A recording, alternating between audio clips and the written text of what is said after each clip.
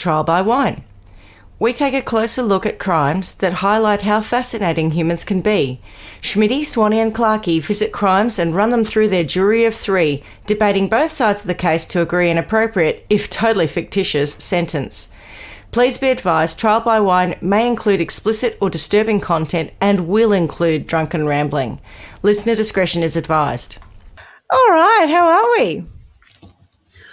I'm not too bad, thank you. Yes. How are you guys? Yes, Good, well, good. well, it's a beautiful day here in wherever I am. It's all going The quite neighbourhood? Not quite. In the hood. well. In the hood. Aren't you in Buenos Aires? We are, yes. Yes, I keep going onto the balcony and saying, hello, Buenos Aires. We're in a What's little place new, called... Buenos Aires? I'm Exactly. you. Just You like what? that. No, I'm just a little stuck on you. You be on me too. Exactly like that. So we're in Palermo in Buenos Aires. It's very good. Beautiful. There That's must it. be lots of Puppy. Palermos. I hear about it. Yeah, whenever we Google things to do in Palermo or restaurants in Palermo, Coming up in Sicily, it are comes up you? with Italy a lot. Yeah. Yeah. It's strange. Anyway. And I think that I'm sure there's another one as well. Because only recently, and I've thought to someone, oh, maybe it was your stuff actually. And I went, what? And then I was like, oh, I didn't know there was a Palermo there It was as well. a good boy. Look how good looking this dog is. It's freaking me out. No, don't shoot my headset. Look at how God. cute your puppy is. Seriously, how good looking is this dog? Model dog. Oh, Look at that face, those good. eyes. Yeah. You're not very well behaved. I'm glad Arthur's not I here to feel hear like- this because it does make Arthur's looking a bit rough today. He needs a grooming. I don't think he's quite got the gist of how to podcast. No, I don't think he has. Yes. I also don't think he could have been a wolf because he's too cute. Like if he went running up to something, they'd go, It's very beautiful. you were so cute. The rabbits would rough and tumble with him instead of run away. All right, yes, that's my news, is that, yes, sadly Boof passed away. Boof, well, Oh. best known for his... Scent? Farting antics. No, well, I was going to say Odor his horrendously smelly Odor farts and his disproportionately large His- penis. Oh, I didn't remember that. I didn't know that bit. Oh, it was God. massive. What Like a horror. it was almost longer than his legs. But yes, God rest his soul. And now we have Kipling. So, and Kipling will grow. He's already put on 4 kilos in 2 weeks, so he's going to grow pretty fast. But he's a cutie wootie. He's not perimenopausal by any chance, is he? Because I seem to be having the same issues. Me too. Yeah, I don't think so. That's funny. I wish it was. It really isn't. If I'd thought of that, I would have called him Perry instead of Kipling. Get your shit together, Perry. Oh, here he comes. Wake up to yourself, Perry. Oh, That would have been fun. I cannot ever remember that Yeah. quote. What are we drinking? Boys, look like you're on something very moderate there. What time Well, is it there? given that it is 6 o'clock in the morning, 5 in the or morning or 6:30 something. now, It's dawn. we're just on a literally. We're having a coffee because it's so early. Right, Oh, fair very enough. civilised. Understandable. And Swanee, what about How you? about you?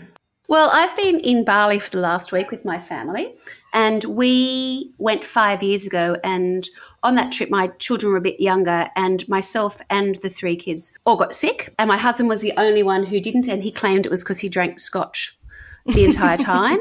So I employed a similar Technique.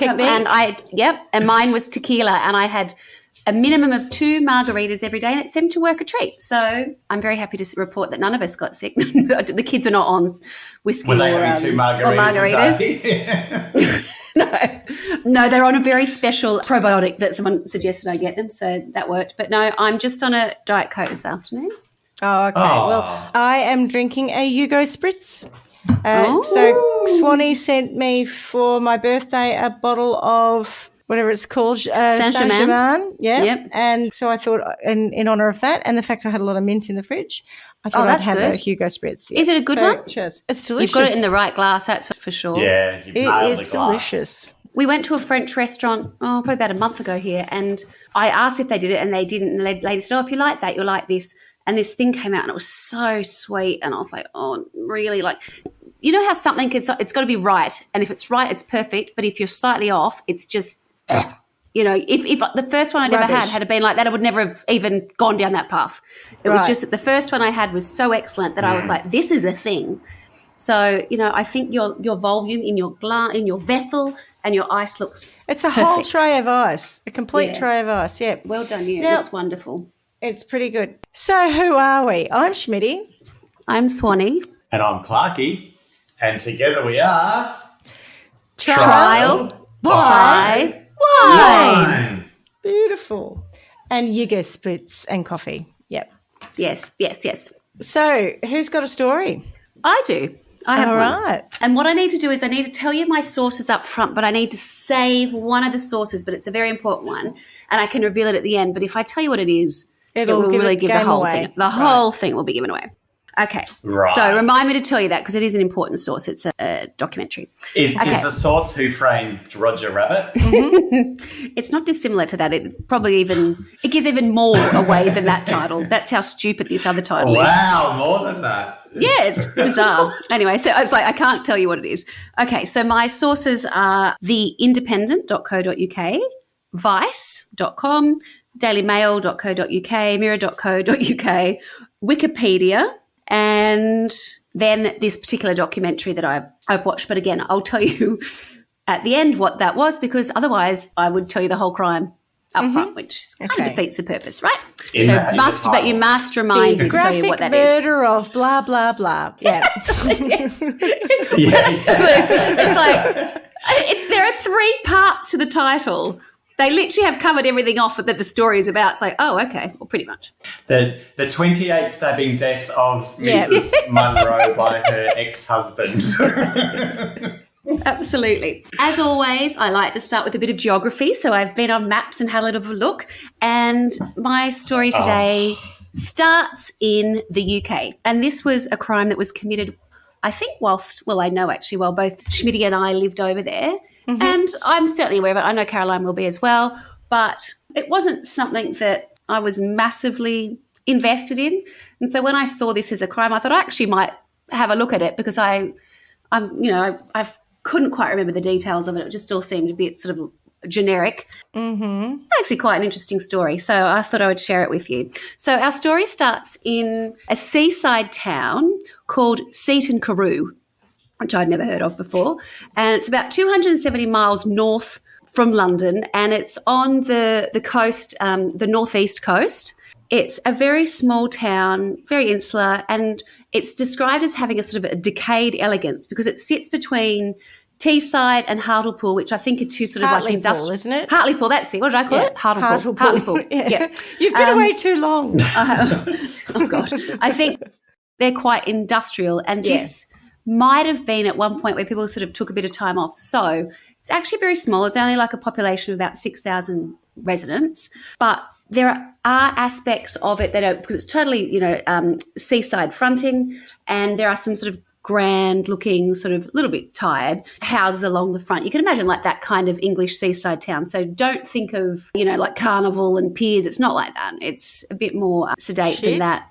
Oh. It's Stonebridge. pretty ordinary. Pissweek World? Swanee, you used a phrase, decaying elegance. Yeah.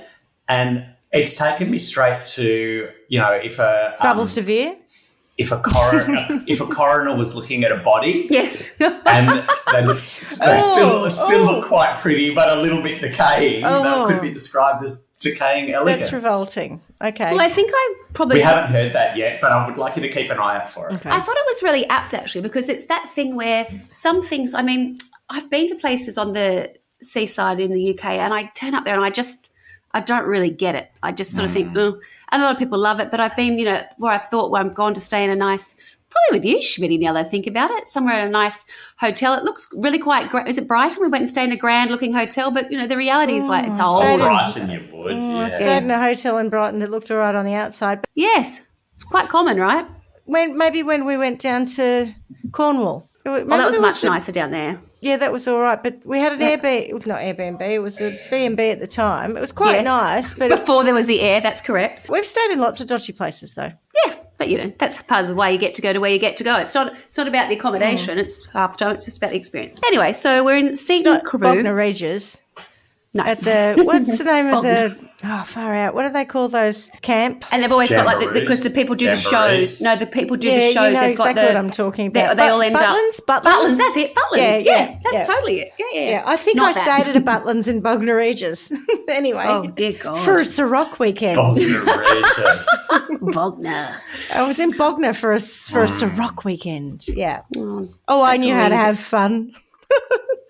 Oh, gosh. That's right. So I need to introduce you now to a couple. Their names are John and Anne Darwin. And to the outside world, they're a very ordinary couple. They live in Seaton Carew. They do live on the seaside. And I guess they're quite fortunate in respect that where they do live is there's a number of houses that are connected that look very grand. And it's called The Cliff. And there's, the cliff number 1. That's like the address is called The Cliff, although it's not really on a cliff. It's just on the seafront. Is it not? Yeah. It's not a cliff. It's just the sea. I'd say the beach. It's not the beach. The water's across the road. Anne is a receptionist at a local doctor's, and John Darwin is a prison officer. And they have 2 grown-up sons, but they do not live with them. They have left the house and they live elsewhere. John works at a prison. Well, I know it's in Stockton. I think it was called Holmes Prison. And he was described as being quite a nice guy, a bit lazy, someone said. Nice enough, but not didn't give much of himself. And they thought that, to be honest, he seemed more comfortable with the prisoners than he was with his, Superiors prison or guard colleagues. Yeah. Colleagues. Spent a lot of time with them playing chess. I don't know that it was high security from what I can gather. It seemed like they all seemed to be doing a fair bit of interacting with each other. But the overall sort of feeling about John was that he saw working at the prison as a bit of a stopgap. He had often talked about his sort of other business interests, and he often was talking about the fact that he had other properties, sort of investment properties that he owned and that he rented out. In fact, he and Anne owned, this has been quoted a different number every time, a different source, but let's say 11 rental properties in a place called Easington Colliery.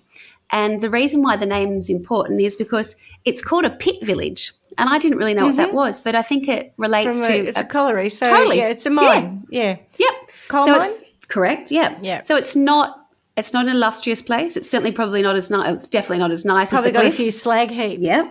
And it's cheap. It's really cheap. So he was starting there, and his plan was sort of to build this sort of empire. And he was also quoted as saying that it was so cheap to buy that in fact he'd bought one of the properties on a credit card. Oh, my goodness.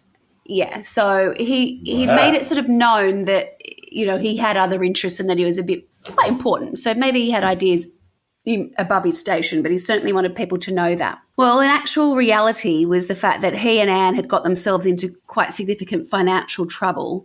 So although they had a number of properties, What they had year no was it? tenants. This is, I should have told you that. This is 2002. Oh, okay. Or leading up to 2002. Yeah. Let's say early 2000s. If he's bought a Very property early on his credit card and not paid it off, that's a bad strategy. Yeah, I don't know that you can do that, but he was quoted as saying that. So whether he had or not, the point being that they were acquiring Very cheap properties. these very cheap properties, but a number of them. And then the way that they were sort of outwardly presenting themselves was that they were, starting this little property empire, and they were quite special. I know a few people like that. But the reality was not that. I've seen someone interviewed, I've got to remember who it was, I think it was one of the detectives who worked on the case that we'll come to, obviously, I'm giving it away there. But he said they didn't even have enough money to feed their 2 dogs. They had 2 Rottweilers who required quite a lot of food, so they were buying their food on a credit card. But at the same time, John Darwin was driving around in a Range Rover that he said had huge hire purchase, monthly payments that he needed to make. So it was very much about keeping up appearances for John and Anne Darwin.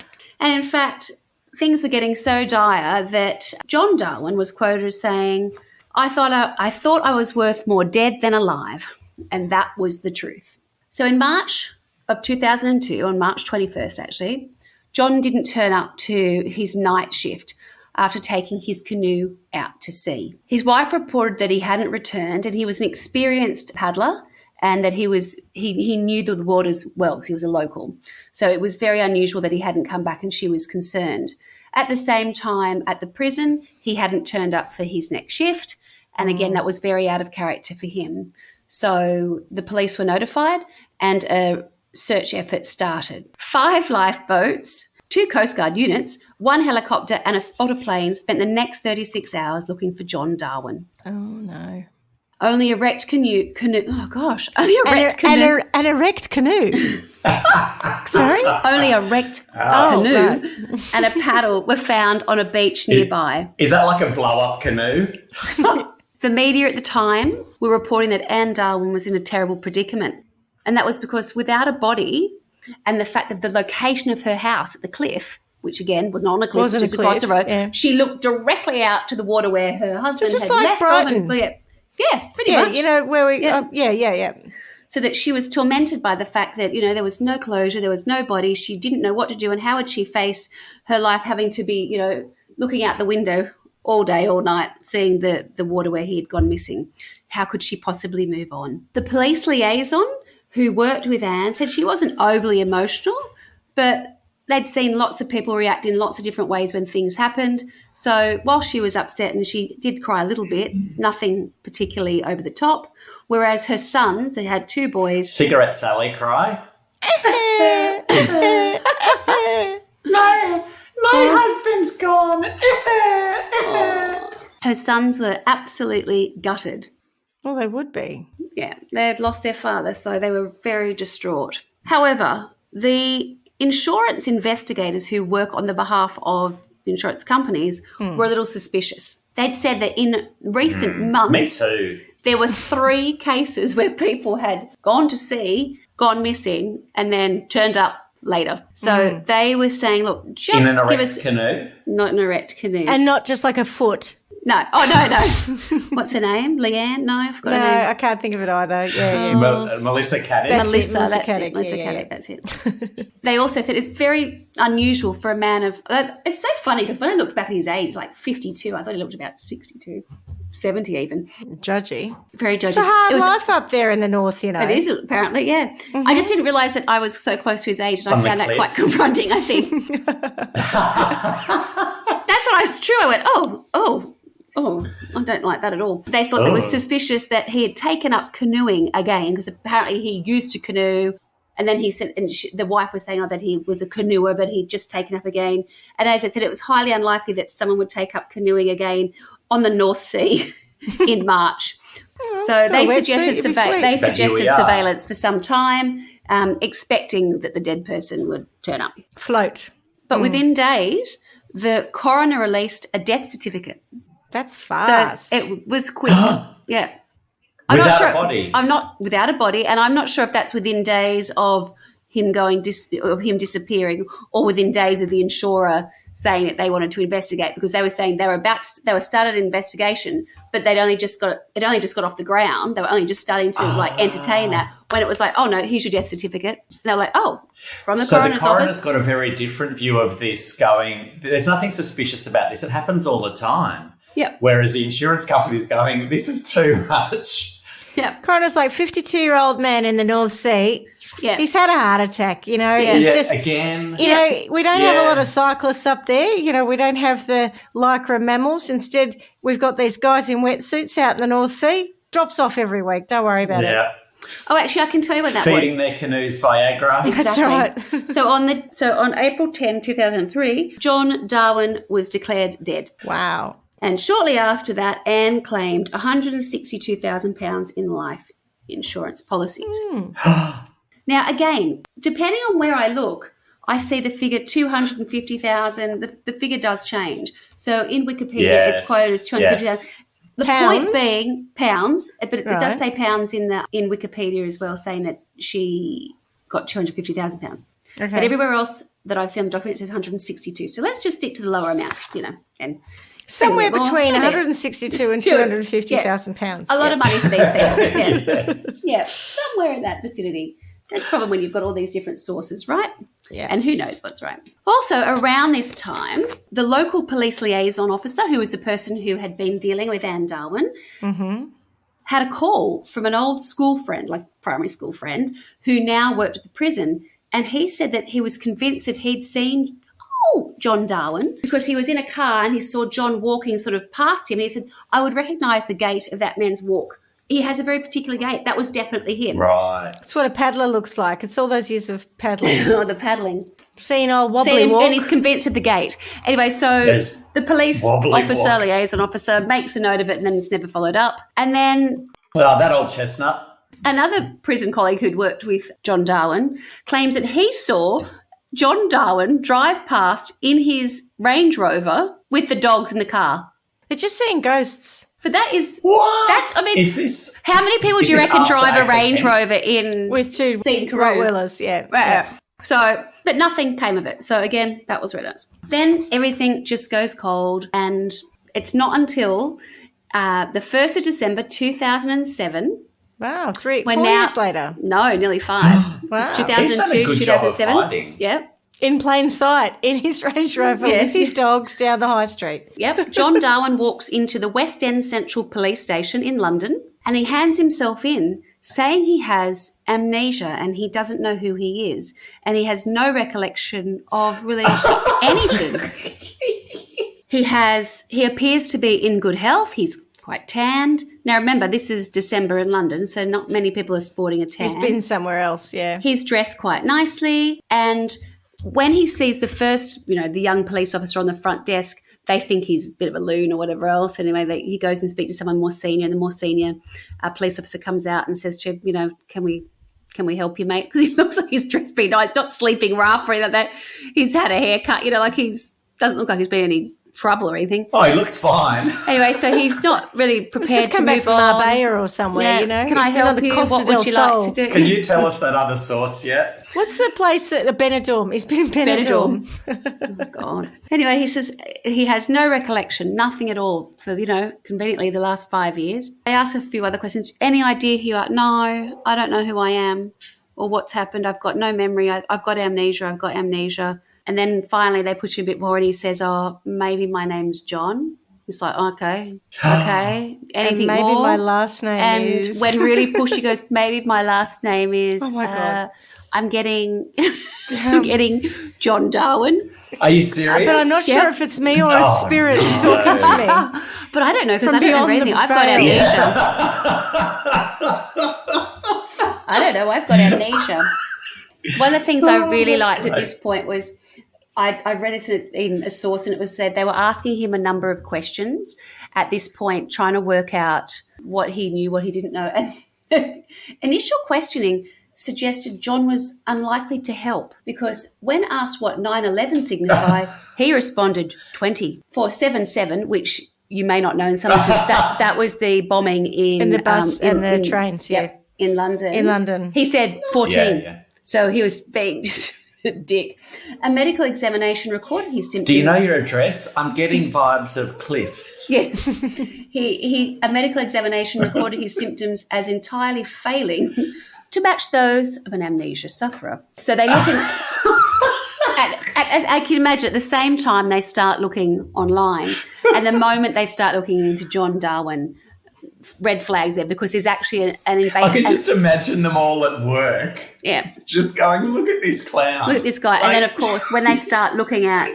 And no one his was name even online. looking for him. Well, yes. So when they put his name into the system, The insurance. there were some red flags that started to come up, but more so from fairly recent times. I think an investigation had been open maybe 3 months before that, where a couple of different people had started to call various departments, whatever, saying, I've heard this, seen I've that. seen Screws that. were Yeah, I've heard a tightening. phone call. Okay. Well, that makes more sense than just being off having a nice time and then coming in Yes. and going, I might be maybe John Darwin. But of course, they didn't tell him that. They've just gone, oh my God, you went missing 5 years ago. That sounds your poor awful. wife. Let's call your wife. Oh, yes. Let's get in touch with your wife. But where was Anne? Was Anne at on the number 4, Costa the del cliff? Sol. Not quite. Marbella. Or where did I say Benidorm? Not quite. Where was So she? it turns out to be the biggest news story one of the biggest news stories of 2007. And it's all about, coming back from the dead. And there were so many questions that people had in that, first sort of 24 hours. And the first question was, and certainly for the tabloids, was, where is she? Where is the wife? Where is Anne Darwin? We need to speak to Anne. Did Anne, her she husband's remarried? back. So They're I'd say unable that to know. She's not remarried. So the first place that they go to, of course, is number 4, the cliff, their house. Yeah. But There she is. not when they get there, the police do arrive and there's a nice Smart. new owner there because the house had been sold 6 weeks before John Darwin had reappeared. Anne had sold the house they shared on the seafront at Seaton Carew. Coinky dink. Yes.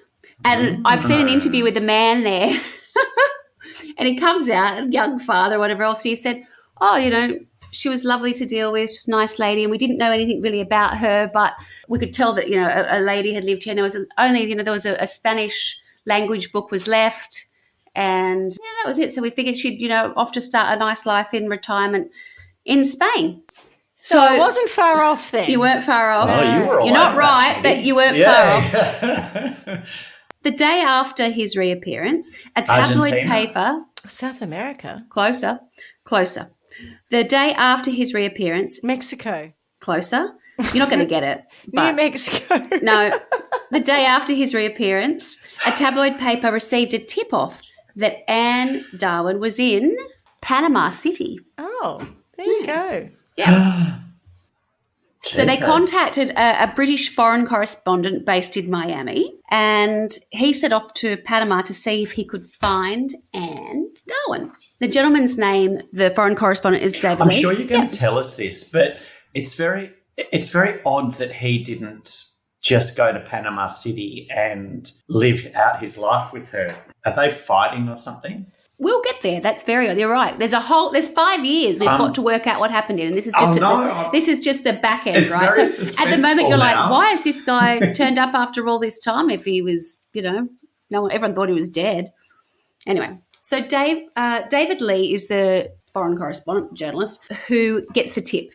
Well, from the tabloid, and he arrives in Panama City, assuming that she will have already left, because if she's just found out that her husband, who was, assumed dead, is alive, she must be absolutely ecstatic and on the first plane out there to go and be reunited with, her husband who's been missing for 5 years. He turns up at this So apartment. that's the angle that the media's taking at the time? At the time, they think that, they don't She'll know be what's going happy. on. Yeah. That she'll be happy. So he arrives at her flat, and he's Panama. banging the door, whatever else, in Panama City. Right. Yeah. Assuming that she's flown back. And But she when he goes, gets "Oh, there, no, not he you can again." tell that there's someone there, but she the won't, reporter she of it. won't let him in, whatever else. So he just stays there. He seems like a really nice man, actually, although I don't know that anyone who's associated with tabloid paper would be, but he comes across quite nice. So having assumed she's flown back to the UK, he arrives and can tell that she's there, but she won't let him in. So he says he waits about 40 minutes. And she finally says, I'm not home. Go away. all right, you better come in. So she lets him in, and he says, He's not the Messiah. He's a very naughty boy. and he says, they're trying to find you. You know that your husband's alive, right? You've been told. And she said, oh, yeah, I know. I'm on my way. I'm just having a bit of a visa issue. And he was like, yeah, I don't think that you've got For a your visa issue. UK passport. Well, That's not a you'd be thing. fine. Your husband's just come in after having To go home. amnesia Yeah. and being missing for 5 years. You thought he was dead. This must be incredible. And he said, she just seemed, I've got to sort this out kind of Whatever. thing.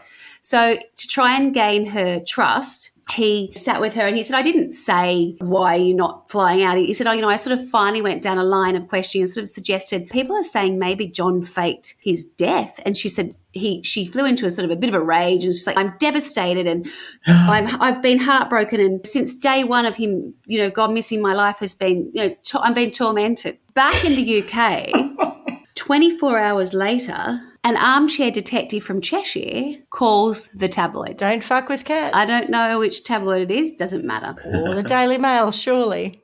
News of the And- world. I don't know. Actually, I don't know what it is. Were they even Well, around? it'd be then? good if it was News of the World. Yeah. And she It says, would.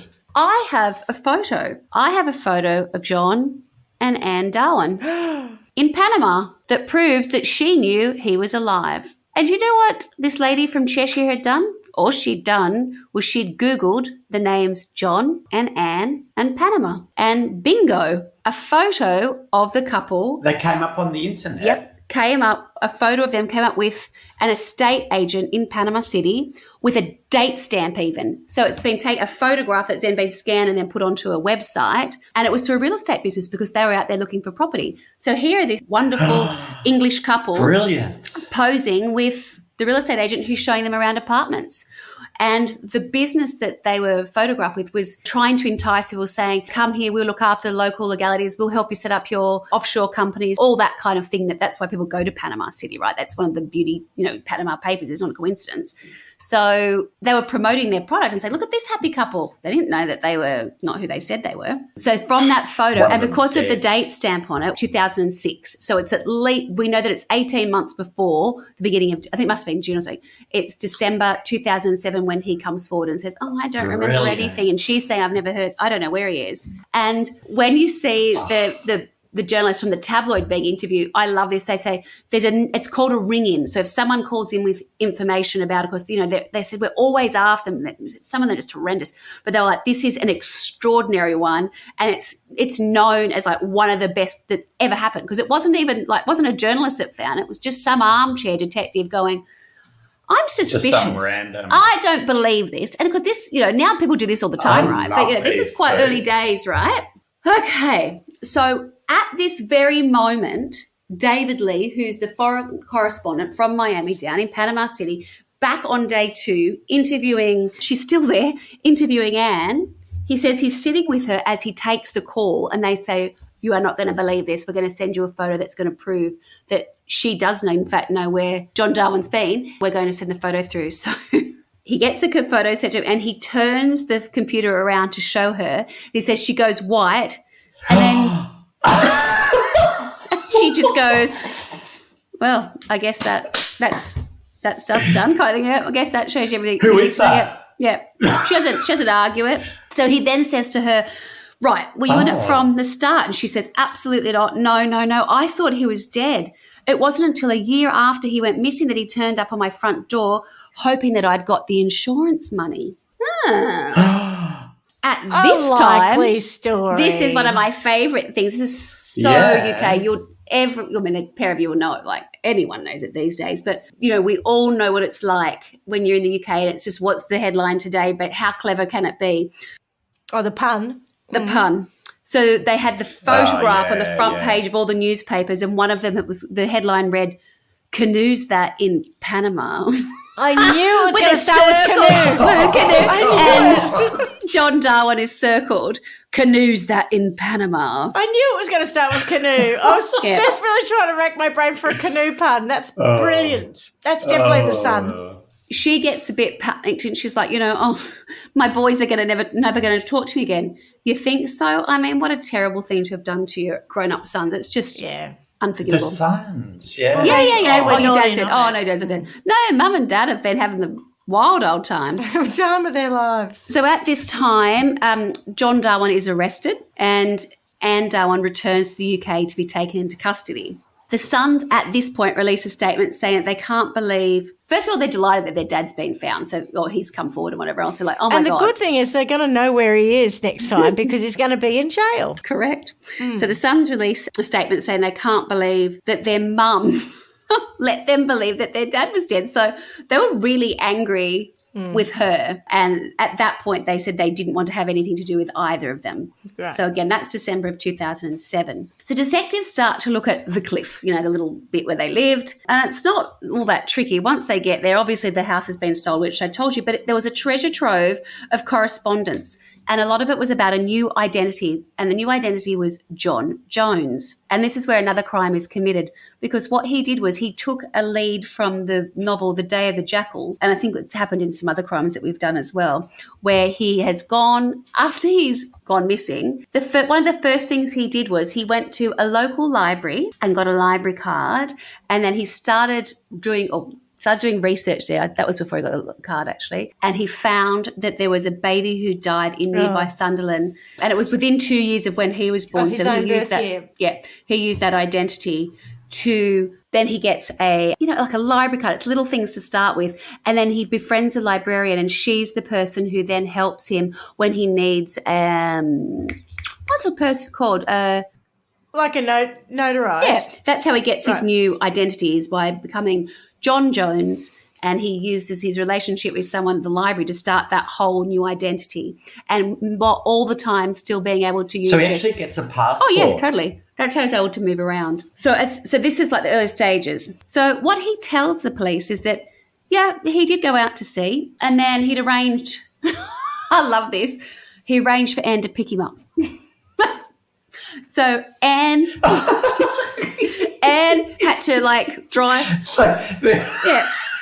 the stories don't And even literally, match. like, It's he so good. leaves, I forgot what it's called. The cliff. Yeah, whatever. Sefton, Seton, Carew. They've had He goes 5 out years or off the something water to and he work goes on this around the story. corner. I think she sticks with it for a little while. She sticks with it for a short while. And then when he gets around like the corner, like he's gone out, some water, a waterway. Yeah, around the head kind and of then thing. she's just waiting in the car. He crawls up the rocks or whatever else, pushes the canoe back out. And then she drives him to Durham, drops him off at a train God's station. sakes. He then catches a train to Newcastle. And no CC. No, no one was looking for him, right? But this is what's, Yeah. with all these other things, you can't do booze. So much CCTV there in must the have UK, been. yeah. So she drops him off. So she drives him to the train station in Durham. He gets on a train from Durham to Newcastle. Then he gets another train from Newcastle to Carlisle. And then he kind of thinks, oh, God, I actually don't have a lot of money. So I'm not going to be able to continue to stay in hotels. So he then uses the money that he has to buy some camping equipment and he just starts camping. But as one of the detectives said, I think he kind of got sick of that. So after a couple of weeks, he just called her and said, can you come pick me up? So she drove. Went home. She drove from Seton across to somewhere near Carlisle, picked him up in the car, their car, drove him home. So now it gets interesting. Yeah, it's crazy, right?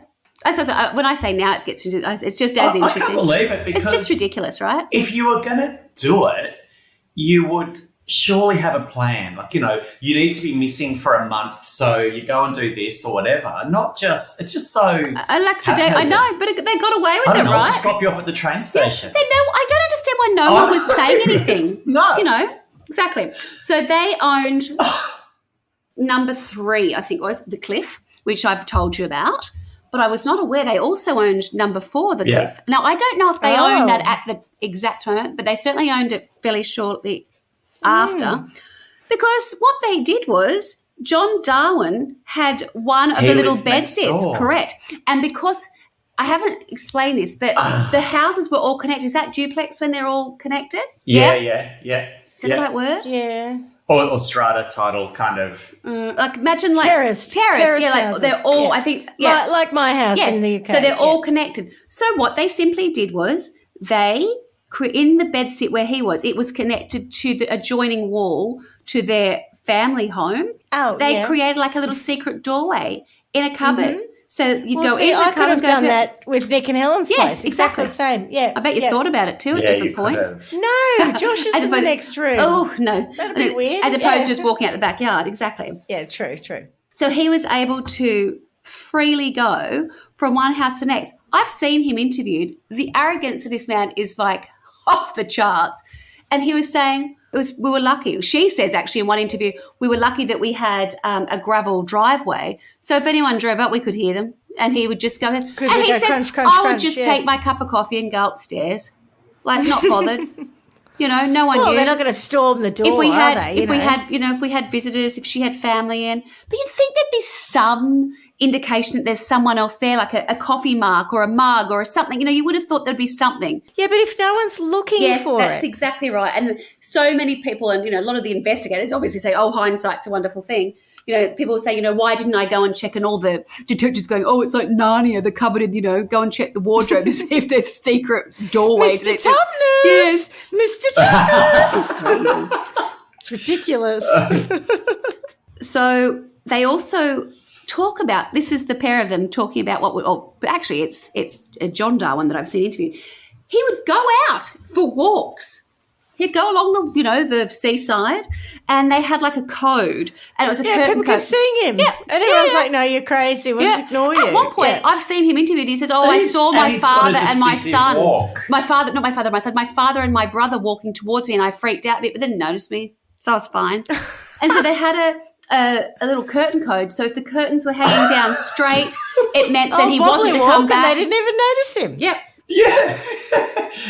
Why is this not a movie? It's probably, I think it is now. That's the whole point. I think there actually is a telly. I think there is. I think ITV, I know they have. I just Oh, because you've got your other source. that's not it, actually, but I think there is a made for there telly is movie. something. Yeah, there I is. think it might be on Acorn. Yeah. What's Acorn? It's a streaming service, Acorn or BritBox. I'm yeah. pretty Oh, sure. will be. If you I say it's think ITV ITV, have it'll done be it. on Yeah. BritBox. Yeah. So they leave the curtains hanging. You can't come home. There's someone here. If it's a certain way, something else done, drawn, or whatever else, means you can come back. Like Diary of Anne Frank style. Kind of. Yes. Ridiculous. But this is, it was just crazy. He wasn't even hiding in a secret place. It was just next door or upstairs. And there is one of the, and he had a different name that he plain went view. by. I wonder if I can find the other name. He had another name that was like Kurt or something. I can't really, maybe that wasn't Kurt. I'm probably making that up. Was it Don Jarwin? Hey, are you Don Jarwin? No, I'm Don Jarwin. Because he How had long did he stay at the cliff for? well, quite some time, but he was travelling a lot, and I'll come on to that. Okay, right. He had to fill his day somehow. Right. Oh, I'm going to have to find out where it nonsense. is. So with his new identity, so although he was John Jones in his passport, to the other people in the building, he had like another identity. Don I mean, he's Jarwin. still John. He's not even... No, he did have another name. No, maybe it's easier, like, because then, when people say John, you're not going to give yourself away if you saying that you're now exactly. Benjamin, Turn right? around. Yeah, so if you just say, well, But this is how shit John's a the whole common, plan is. It's... John's a common first name, so John's Yeah. probably safe enough. Yeah. So here we go. One of I the mean, this is how little he's trying to hide. and so many people It's have 7 seen him. o'clock in the morning. I can't believe this shit. So many different people. It says here in Wikipedia, a tenant of the block of bedsit flats that the Darwins own, Lee Wadrop, recognised Darwin and asked him, "Aren't you supposed to be dead?" To which Darwin replied, "Don't tell anyone about this." That was it. He didn't threaten him. He just said, "Don't tell anyone about this." Wadrop later said that remember they own it, so they would have been his landlord. So Wadrop said that he had not told the police because he didn't want to get involved. In May 2005, an angler, Matt Orty, claimed to have met Darwin, He didn't want to get involved. who was going under the name I'm John not Williams telling. at a lake near Penzance, Cornwall. Jobsworth. Yeah, he wrote a few songs too. Not only this, he also starts to do a bit of travel because he's got money. She's got the money from the insurance company, obviously, and they're just living this nice little life. So he met a woman online at one point, and he actually went to Kansas to visit her. He thought there was going to be something sexual, but it also was of a business interest. It didn't go quite so well. So I'm he came sorry, back. and Anne was okay with this? Yep. I'm going off to shag What? a bird from Kansas. No problem. Off you go. Yeah, it was just What? weird stuff going on. He spent most of his time on the internet where he encountered a woman from Kansas in the US whom he flew out to meet. But that didn't go so well. By November, Darwin was back in the UK and flew from Newcastle to Gibraltar. And then he travelled to... he travelled to El Porto de San Maria to view a £45,000, 42-foot catamaran that he was considering buying. He was just out and about. They went on holidays. Apparently, they would travel from different airports and then just meet somewhere. So John Jones would fly out of, I don't know, Bristol. She'd fly out of Manchester and they'd meet up in Spain. I think they went there a few times. But they were not at home. They were out. They were busy. He just didn't think anyone was as clever as he was. And he was looking for a bigger life. So they were always Did they going on clear holidays. their debt? I think they did clear some of it because I have read Right. somewhere that they did pay something off, but they just were looking for the next part of their life. Where are we going to go? What are we doing? They were doing their research, trying different places. And that's when they started to look at Panama. And when interviewed, they said to him, why did you want to go to Panama? He's like, the temperatures. A lot of people don't like warm weather, but I really do. And It's a good place for Nazi criminals to go to. there's lots of places over there that they like to go to. And there's also, they had decided they were going to start an eco resort. And when people were interviewed about the Darwins, they're like, these were like the most pasty, nobody not interested in the environment. He wasn't even a canoeist. That was not even true, really. He had one, but he wasn't really doing much. They were like, this is so out of what we think that they would want to do. But apparently when they went to Panama with some of their monies, they'd bought some piece of land or something and with the desire to create an eco resort in the jungle because they were certainly flying off to Costa Rica and doing bits and pieces here and there. They were just doing whatever they like. She was living the high life. And that's when I think people started to become suspicious of Anne. No, people didn't like the fact that all of a sudden, I think I'll leave the doctor's surgery and I might just go to Panama. You know what I mean? People were not liking how much she was travelling, how happy she seemed to be. Correct. And drank cups of tea and looked sad. Yeah, but she couldn't do that. They would have gotten away with it. Yeah. She just couldn't do that. And I think, one of the parts of the investigation, there was I think one of the other people at the doctor's surgery, she said, she keeps having whispering phone calls. I'm sure she's talking to John. So that had been reported to the police. Darling, Seriously? And that was where things started to take hold. It's Don. I'm talking to Don Jarwin. My new lover. Oh, God. But she was started to, she was putting large sums of money, moving them around. She travelled so much. So they did start finally. A police financial investigation had begun. As I said, it was only like 3 months before he turned himself in. But I guess the point is why? Why did he turn himself in? Because they didn't know they were being investigated. They thought they were away from it. But he thought they were too smart. After 5 years, they were doing pretty well, right? But, he's known as Canoe Man by this point in the UK, of course. The reason was Canoe Man. Things had What an changed ignominious name. between Panama and the UK. And the visa situation had changed in the months. Once he got Anne to Panama, or as she said once he got there, I think she was complicit in all of it really, but once she was there, they'd sold everything. It just so happened that he went, oh, by the way, I'm going to have a problem because with the new laws, my passport and the visa situation is not going to be robust enough to pass the test for the UK. I'm going to get caught out. This is not going to work for us anymore. I need to come clean. So he left Panama and then thought, we're all set up now. We'll sort it all out. This will all just go away. I'll just go and say it. He thought that he was going to get away with that. So he voluntarily flew back to the UK and handed himself in because he didn't think that John Jones was going to hold up. To be fair, he'd gotten away with it for 5 years. Correct. Like, how? But what I don't understand is what was this visa situation? What, he wouldn't be able to go back to the UK? Who cares? Following a change in Panama's visa laws. That's the bit I don't get. Darwin emailed Anne on the 14th of June 2007 to notify her that their identities would have to be verified by the UK police in order for them to receive now required Panamanian investors' visas. Oh, right. Yeah. Okay. So they this probably stay also in Panama. Yes, it was all based on that. So he knew that the John Jones alias would not pass up exactly that level of scrutiny. Brazil. So he thought that he'd just return to the UK under his real name. Or just rent. And so he comes back as, John Darwin and says, I don't know what's going on. I mean, that was a little bit naive, wasn't it, John? I've got amnesia. They're back in the UK. It's end of 2007. She comes back and she says, I had no idea. But by July 2008, when they go to trial, she's totally changed. No idea. She's totally changed her tune. And she's now saying it was marital coercion and that she only did it because he made her do it.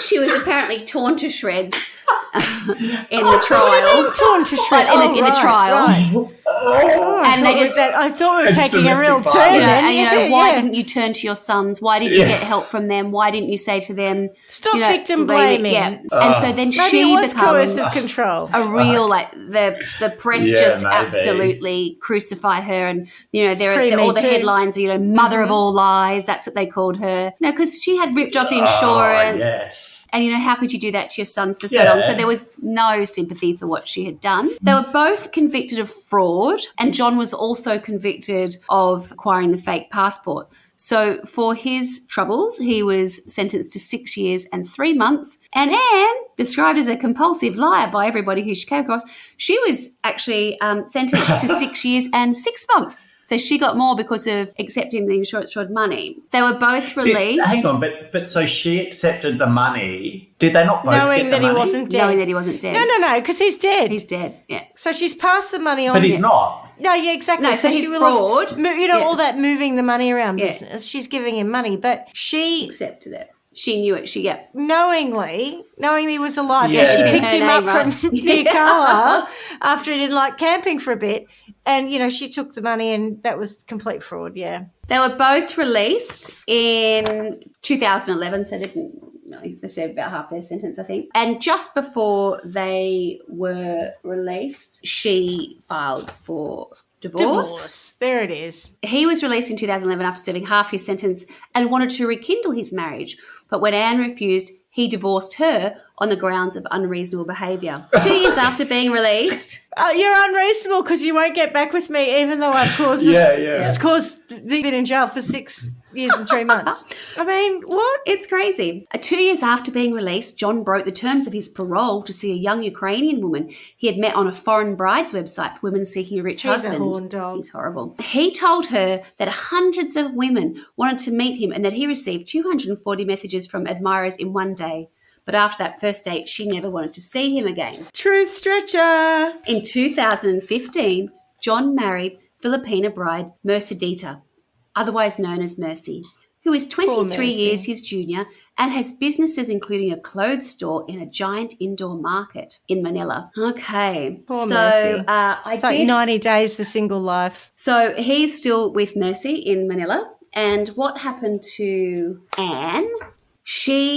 After she did her time, she was able to work for the RSPCA using some qualifications that she had gained in prison.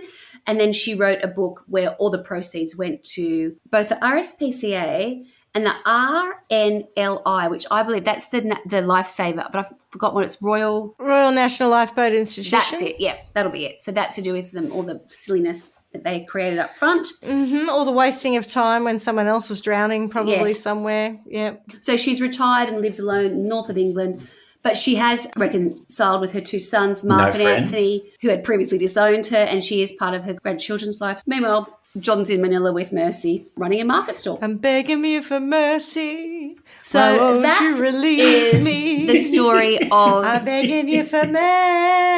Oh, God, John and Anne Darwin. And I want to get straight to my sentence because I know straight up what I want to do to this man because I very rarely have this, but you have to watch a little bit of him being interviewed. He is, I believe, because I might be wrong, but I think he's a narcissist in this. He just thinks he's, I don't know, untouchable. There's something so strange about how superior he comes across. And he talks about how he thought the insurance money was his anyway. Like, well, I'm entitled to it. It'll sort our problems out. So I just have to find a way to get it. We'll do that. And then we can sort that out because we had no life. We were so stressed. We were worried about it. So I just had to solve it. And that's how I did it. So I think for me, I think that what I would like to do, the things that really bugged me about him was like, clearly he was manipulative. He suggested that he was a self-made man.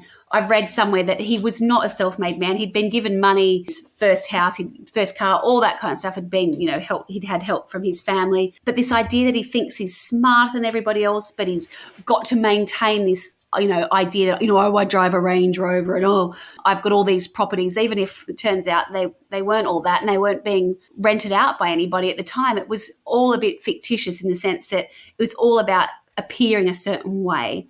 So what I would like to do to him is I'd like for him to have a severe public humiliation that at the point where they were making the decision that, I think we better fake our own death, I would like his kids to catch wind of the fact that was what they were going to get wind of the fact they were going to do that so that they could see their parents for what they were at that point and that they could disown them knowing that their parents were then going to say, we just won't be able to tell the kids. They got wind of that. So the kids at that point could go, oh, my God, you are those people.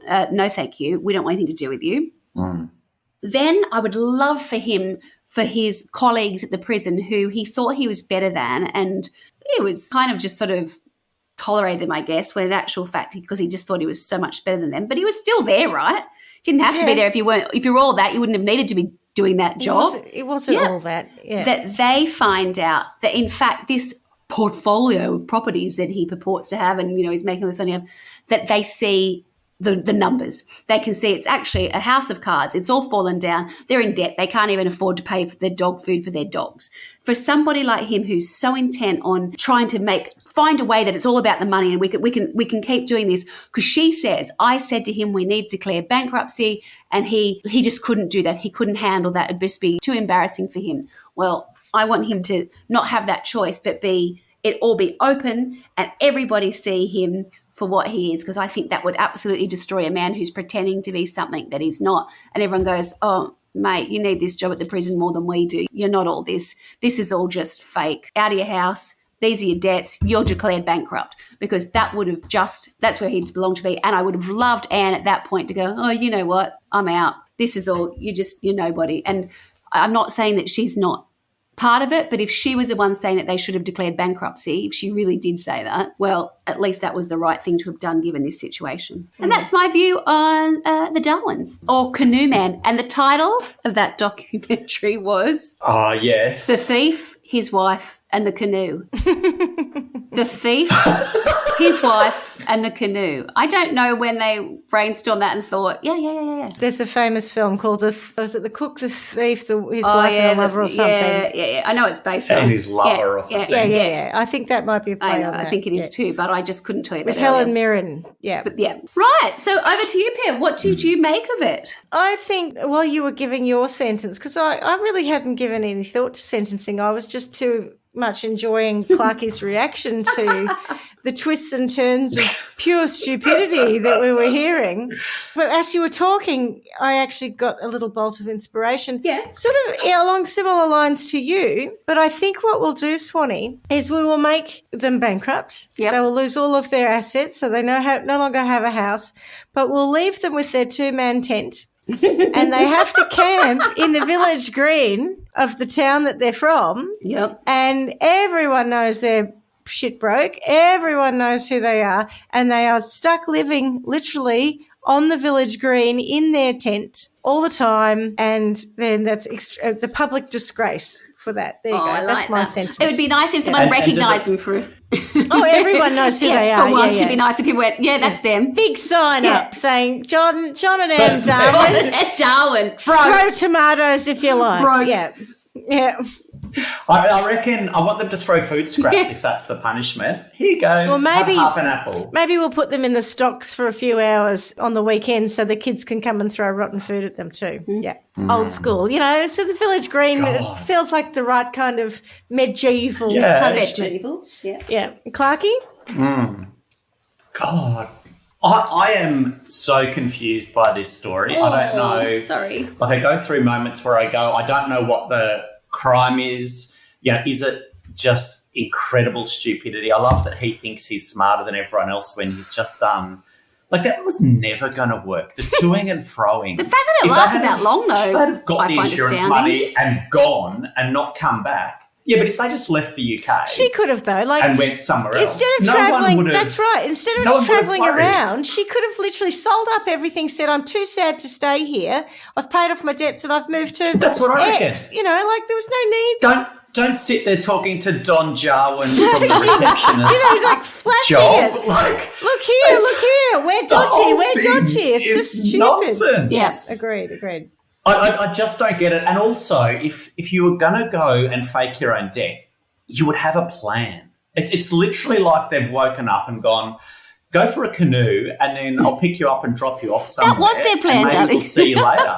I'll pick you up on Like, the dig. it's such nonsense. Oh, I know. So I'm going there's on the a couple lamb of with things me I tent. think that exactly in the UK where people will recognise me. I'm going to walk on the beach out the front of our house. Oh, I know. But and they got away with it wonder for so why people long. see me. Like, If you're going to do a runner and you're going to live in a tent, go down south. Don't go north. Carlisle's near the Yeah. border. But of he didn't want Anne to have to drive too far to come and collect him. that's fair, that- you know. Oh, isn't he a kind Oh, love, man? can you come pick Right. me up now? But, you know, another thing was on the day that he went Freaks me missing, nuts off. apparently it had been a particularly, like, unusually calm day. Like, he went out anyway. It was like, it was a bit rough. It was super calm. And they were baffled. They kept going, oh, it's such a calm day. It's going to be one of the best days you've had.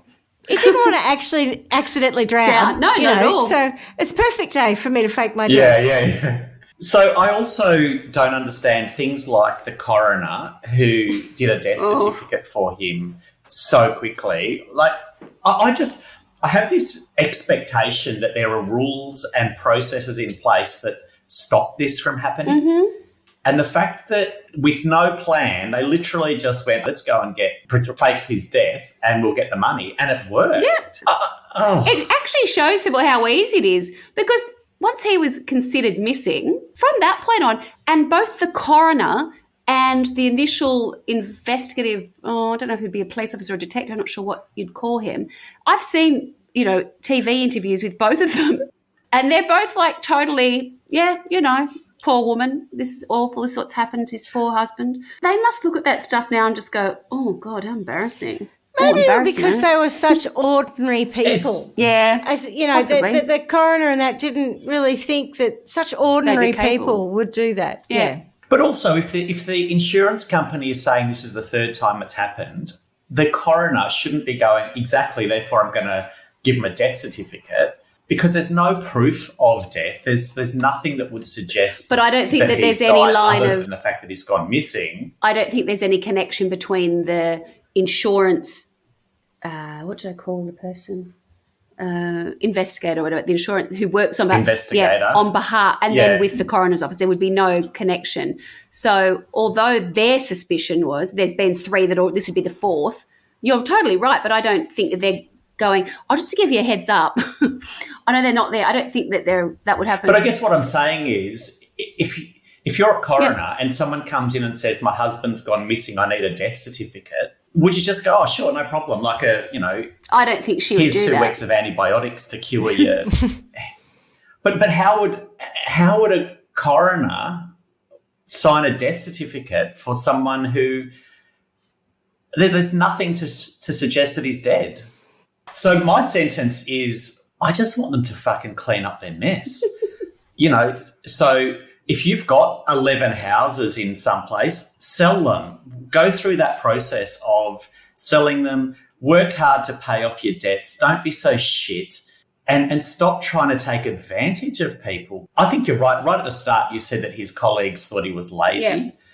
And I think 100% is. Just do what everyone else does. Work. Sort out your shit, mate.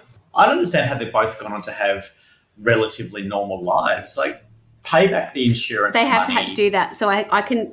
Go and live on the village green. Have they? So what they did was, it says here, this is just from Wikipedia. So it says on the 14th of February 2012, the CPS announced that the entire... This is where the figures are weird, right? But that makes sense if you listen to what I say. £501,641,000 and 39 pence in life insurance and pension payouts that also been getting that received by Anne Darwin had been recovered, partly from the sale of 2 properties in Panama. Kingsley Highland, head of the Northeast CPS Complex Casework Unit, said, it is important that fraudsters see that not only will we prosecute them wherever possible, but we also make every effort to retrieve their ill-gotten gains to return them to those they have defrauded. But then it says in April 2014, it was reported that John Darwin had repaid just £121 from the £679,073 that the judge had ordered him to repay. However, this was all because all the assets were in Anne Darwin's name. By July 2015, the pair no longer had any assets, having repaid the total of $541. So I don't know what he had to do. She's not a victim. No. Just going back on the whole question about the coroner. So I was just looking up what the law is in the UK around the presumption of death for a person who's missing. Yeah.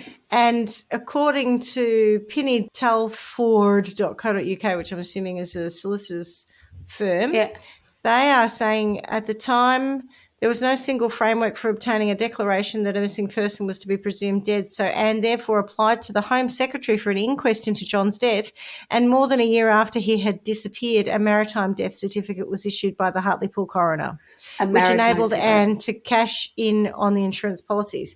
So she actually had to apply for that. So it wasn't just immediately declared. Right. She had to apply for it in order to get her hands on the cash. And that's why it did take a year, because I remember when I was reading it out and I went, what year was it? And it was a year, right? Yeah, because it was 2002 and then 2003 she got the money. So it was a year later. Yeah. And because she asked for an inquest into the death, because otherwise I think it's that sort of 7-year period. Oh, wow. If they haven't shown up, generally the presumption of death is usually not actually declared until about 7 years after someone's That makes more sense. Yeah. They already had another life chapter. She's not a victim. No, not at all. Well, they were close though. They had 2 more years. And I hate that she's playing a victim card. She's the one who benefited more so than he did. No. They're just idiots. I think they both benefited. I don't know. She didn't. He didn't. He had to hide. He didn't do a very good job of it. Yeah, but the way Swanee talks went about on living him, a normal life. Yeah, but he's a narcissist, right? And he's repulsive.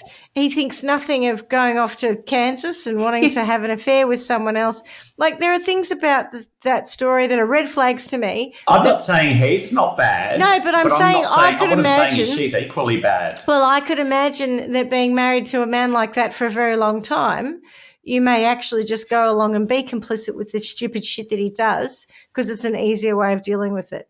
So I'm not saying... Or she's happy with that too. Maybe, but I'm not saying she's definitely not a victim. She's done what she's done to the sons. Yeah. She's evil too. Oh, I think, I think they're both bad. Yeah. That's what I'm saying. They're both I don't bad. think that she can sit there and say... They're both bad. I'm the victim. Yeah, that's what Mercy bad. said. I feel sorry for Mercy. I don't. She's the victim. I don't feel I sorry want for them anybody. both to wash dishes till they've paid off all that money. Like, I think just something really simple like that. Where's the Okay. quotes from her? What about wash dishes? Do some work. Washing dishes in I don't know, what's the worst hospitality place ever? That the dishes are really gross and there's thousands of them and they've got to get through them. That sort of thing. Yeah. They're just... Or just like a whole street of restaurants and everyone just takes their dirty dishes down to their house to get clean. Yeah, okay. And their laundry. Yeah.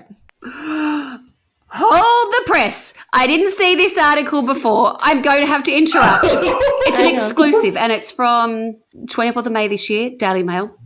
Headline reads, exclusive, canoe conman John Darwin is serenaded by his Filipino wife in video she posted online from their Manila home as she pursues bid to become social media influencer. Yes, that was the headline. That's a very long headline. Oh, no. What's she up to? That is a very long headline. His new wife do. describes It's herself all as a digital online, they can do creator it. in her profile, and the videos in which increasingly uses Darwin as her co-star are receiving dozens of likes.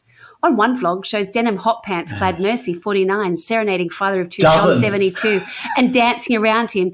So either public humiliation by having a camp in the village green or Swanee's got him, just everyone Public knows who they are, bankruptcy, and public bankruptcy. And Clarkey goes one further with some serious dishwashing from all the restaurants in the UK. All right. Well, Swanee, that was a very amusing story, actually, in a roundabout way. No one had That to was a die. cracker. And no one had to die. We like it when no one has to die. Yeah. That's good. All right. Well, thank you very much. And Do we, though? yeah, we do. Sometimes a palate cleanser's good. As we say every week, miss you already. Ciao. Bye. Ciao, darlings. What's new? Adios. Buenos Aires. Thanks for listening to Trial by Wine. You can contact us at trialbywine@gmail.com. Please rate, review and subscribe to Trial by Wine on Apple Podcasts or wherever you get your podcasts. If you'd like to support us, you can become a patron at www.patreon.com, Trial by Wine, or visit our website www.trialbywine.com to donate to us. Your support will help us cover many more cases and apply wacky sentences. We really appreciate you listening and hope you tell everyone about us. Our cover art is by John Christo and music is by Beauchamp from Pixabay.com.